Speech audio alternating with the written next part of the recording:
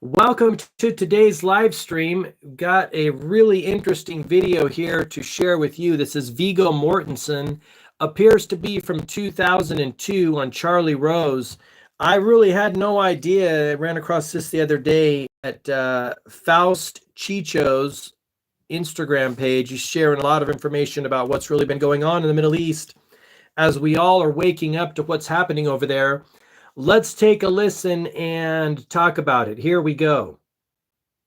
I think that they see the U.S. government as Saruman. They are not the good guys, unfortunately. I have nothing against patriotism, but if one is going to compare, then the comparison is quite the opposite of what. Let me just make sure the comparison, only because you and I asked you about the T-shirt at the beginning, and you said you made it yourself. Yeah. You know, the idea, you object to the comparison of. T-shirt, by the way, in case this is flipped, because some of them are, it says "No more blood for oil." Of this film, with respect to American involvement with Iraq or In other words, the the United Afghanistan States war or the war government, against terrorism, to any comparison with the film, as because of your fierce opposition to American the policy. idea is, you know, that in that comparison is the United States is like the good guys in our movie against the bad guys in our movie, and I think the opposite is true, unfortunately. The people who are terrified, who are outnumbered in this incredible violence and desire to control, to destroy the people of Rohan and the rest of the free peoples of Middle Earth, to control their wills, to control their, infrastructure or destroy it. That's what we're doing in these countries. That's really what we're doing. And I don't like the comparison, and I keep hearing it, so I felt like saying something. I mean, what would you have had the United States do after the attack? I would not have continually bombed innocent civilians from 30,000 feet with no possibility of being accurate, and maiming and killing and destroying the lives of many more people than died at the World Trade Center. What does that do? Does bombing people make us safer? Does bombing people make us more loved or appreciated overseas? Because our government is incredibly violent and aggressive and rapacious, and we want to control those regions. It's beyond a response, and there are other ways, I would think, of responding. We've done this before in our history. And not to mention Hegelian dialectics, false flags, other tricks of the other rich men's tricks to give people a reason or make Americans believe we need to go into these regions when it's always about money. This is what most people know. Most people know, follow the money. What's the two? There's like the two answers to what's happening in our world: love or money, right? And a lot of times when you're dealing with governments, I mean, it's a business opportunity. They're getting rich, their colleagues are getting rich, but they go in under the auspices of, oh, we've got to go into these countries and spread freedom and democracy, when it's never about that. It's always about the money, right? Our government they're basically, well, if you believe the creator of everything is a rich man's trick, he calls them pirates. Like they're pirates and marauders wearing suits under the auspices of, oh, we're going to help these people. They're not helping them. They're basically unaliving them to the tune of hundreds of thousands of people all the time. Almost done here.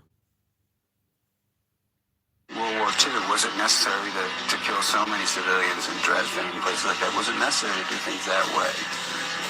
It's hindsight and so forth. But here we are now. We've been doing this for a year in Afghanistan. We've been doing it for 11 years in Iraq.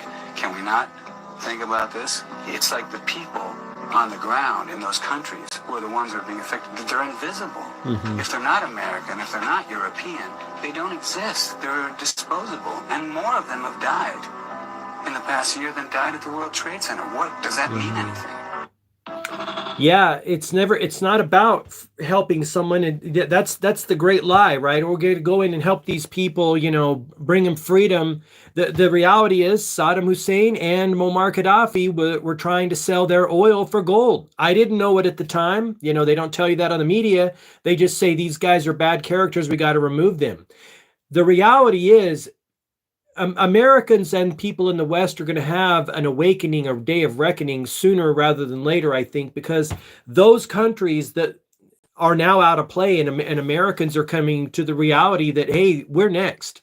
This is why I speak out about it unashamedly, unabashedly, because, were you waiting for one of us? This is why I speak out about it unashamedly, because it's right at our doorstep. There's now only two countries, to my understanding, that don't have a central bank, a private central banking system. That's North Korea and Iran. And of course, they're now angling to go into Iran. And it's wild to think this has been happening right under our noses. And the American dream has been, distracting us, and bread and circus has been distracting us for many years. And I expected you to wonder if one of us was coming. I don't know what that means. What do you mean by that? It's wild to think that we've been living in this American dream, buying up all the BS from the media and the talk show system to, make us believe, if you have a wonder where the rest of them, as you may not be here. I'm not sure where you're going, what you're referring to there, but I like sharing that with Viggo Mortensen. Years ago, I realized, and I found out that he's a different kind of character. I think he doesn't watch television. He raises his children in a different way. He's kind of, not in the mainstream, outside of the quote unquote system, so to speak. That's commendable, and clearly a free thinker and a critical thinker. I don't know. It's an interesting scenario, but I ran across that the other day. Again, that's Faust Chicho on Instagram. He's sharing a lot of information. He also has a podcast called Far Out with Faust, which is super good. There's a lot of people sharing information. You probably are seeing them in your own feed for sure. I know that I am. And that's why I talk about those things. All right, I'm going to move on to another topic and do another live here. I appreciate you checking it out. Thank you for your comments. I will chat with you in the next one. Have an awesome day.